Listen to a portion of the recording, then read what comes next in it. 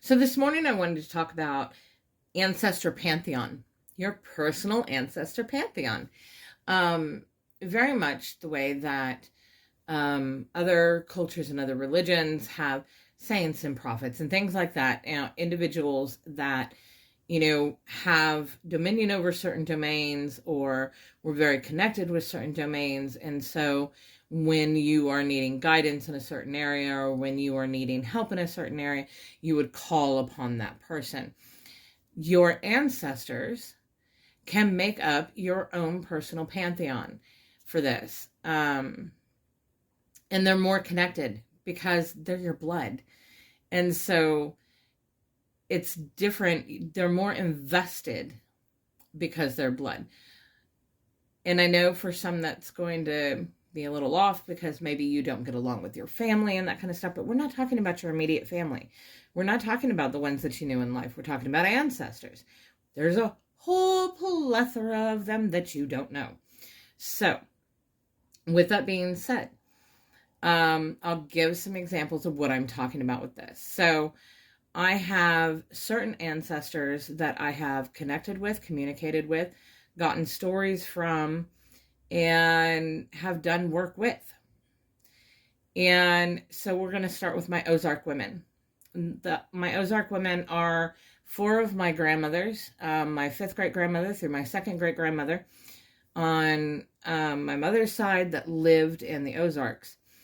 And each one of them is very unique in the domains, the things that they specialize in, I guess would be a good way of putting it. So Ellender, which is the 5th, she is very quiet. She doesn't speak up very much. She's more of that possibilities. She is kind of the dreamer, but she's also, that motherly kind of figure that just kind of watches and observes. And then there's Polly, Mary McLean, and she was known as Polly. And she is very much leadership, very much strength and diplomatic, and really kind of holds the group together and keeps everybody into check. Then there is Cyrilda. Cyrilda is a very interesting one. She has got a very unique personality, but she is amazing at spell crafting. Putting together spells and rituals. She is absolutely amazing. And so anytime that I need help in that way, she's going to be the one I'm going to go to. At least in the beginning, because she is just really good at it. Mary Ellen, which is my 2nd great grandmother and the last of the 4 of the Ozark women, she was very much into mediumship, specifically talking with the dead people versus just spirits in general. And so anytime that I'm working in that area, needing some help or needing some interpretation or whatever in that area, I would go to Mary Ellen. Sorry, our weather's changing here. My sinuses are running, so I'm doing a little coffee. Anyway, so I have these Ozark women, and together they really work well, and they all have their different aspects, but they're also very much a tight-knit group with the way that we work and what they put together, and each one has their own side. And so they were the ones that created the bridge spell. And yeah, I think I'm going to get to the bridge spell this week, explaining it and what that process was and what it means. And at least up to this point that I know, because, they're still working and it's still building. But they're the ones that created that. And they're the ones that really dictated all that spell work, all that ritual work, and what's happening with it.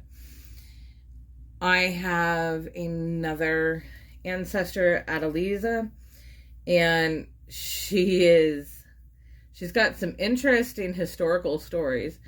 But the stories that she has told me and her personality, she's very much that, really strong woman that won't back down, really sat in her power.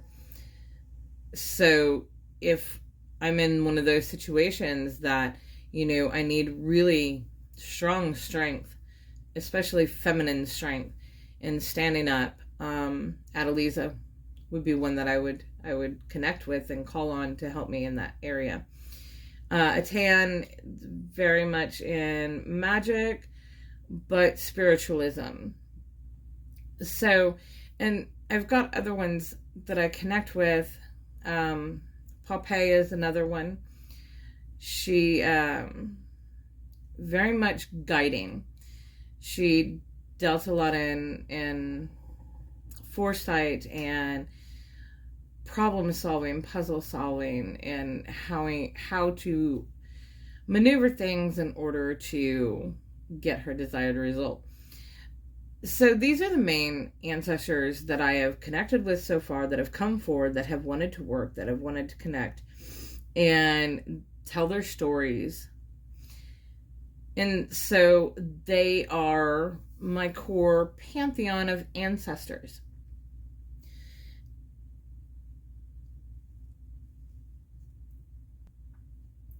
So just like somebody would call upon a saint or a elemental, or a,